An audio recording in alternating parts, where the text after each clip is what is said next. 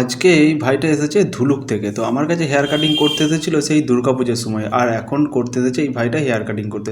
সামনে এতগুলো পুজো চলে গেল কিন্তু এই ভাইটা আসেনি। আমি তাই ভাবছিলাম যে ধুলুক থেকে কি কোনো ভাইরা কি কাটিং করতে আসবে না, কিন্তু দু একজন করে আসছিল। আজকে আমাকে যে হেয়ার কাটিংটা কাটতে বলেছিল এই ভাইটা, সেটা হচ্ছে যে জিরো কাটিং। তো জিরো কাটিংয়ের ওপর ফুল ফেড হবে, সেটা আবার কোনো থ্রি সাইড বা মানে ফোর সাইড যে কাটিংগুলো হয় সেই কাটিংগুলো হবে। সবার প্রথমে এই ভাইটাকে হচ্ছে 13 mm দিয়ে দিয়েছিলাম, কারণ 13 mm দেওয়ার পর না যে স্কিন ফেড হেয়ার কাটটা হয়, স্কিন ফেড হেয়ার কাট বলতে পারো, তারপর তোমরা আন্ডার কাট বলতে পারো, যে যেমন যেভাবে বলা হয়, কারণ ওইটাকেই মডিফাই করে যেমন কাটিং তৈরি করা হয়। এইটা হচ্ছে যে আন্ডার কাটের ওপর মডিফাই করে কাটিংটা তৈরি হবে, যেটাকে বলবো আমরা ফুল ফেড হেয়ার কাট।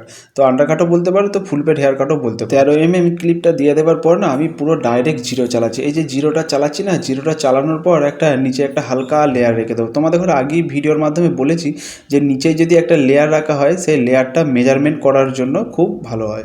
তো তোমরা যারা এই সব কাজ দেখে শিখতে চাইছো তাদের পক্ষে তো আরও খুবই ভালো, যদি একটা নিচে লেয়ার রাখা হয় তাহলে মেজারমেন্টটা হবে যে কতটা তুলবো, কতটা নিচে নামাবো, কতটা ফুল ফেডটা করবো বা কতটা আন্ডার কাটটা করবো, সেটা ভালো হয়। এই যে দেখতে পেলে যে লেয়ারটা রেখে দিয়েছি, এই লেয়ারটা শুধুমাত্র মেজারমেন্ট করার জন্য। আমার ভিডিও দেখে যারা অনেকে আমাকে ফোন করছো ইনস্টাগ্রাম বা ফেসবুক থেকে, যখন ফোন করছো বা কল করছো যে তো দাদা তোমার দোকানটা কোথায়, আমার দোকানটা হচ্ছে যে তোমরা যারা বর্ধমানের দিক থেকে আসবে না, তারা কটা লাইন ধরে যোগরাম স্টেশনে নামবে, স্টেশন থেকে 3 কিলোমিটার শাহপুর মোড়।